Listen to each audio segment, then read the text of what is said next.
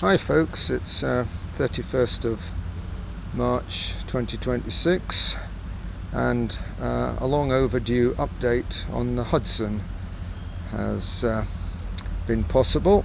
It's now on the upper level beside the Morris Minor project, which hasn't turned a wheel, needless to say, because it can't. So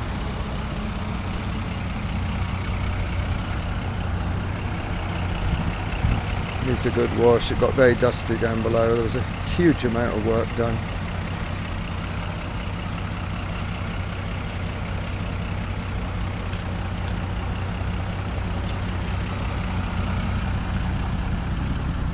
Now got the benefit of a full set of side screens. I've been busy with the sewing machine.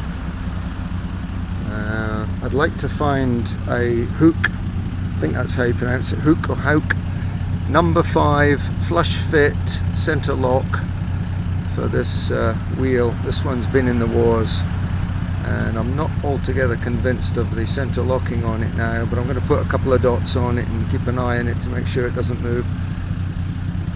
They're like hen's teeth, I'm afraid. Probably the best place to find one is Australia or New Zealand, because I think they were supplied with wires quite a lot in that part of the world, much less so in America. Mostly hickory spokes. So that sounds like a contented machine.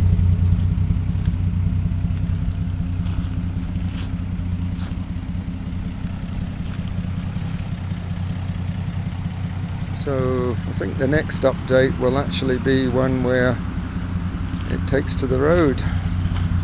There's not a lot to do now, and about time too, because our local club, the South of Scotland Veteran and Vintage Vehicle Club, I think they're going to have their first run on something like the 11th of April, so time's moving on.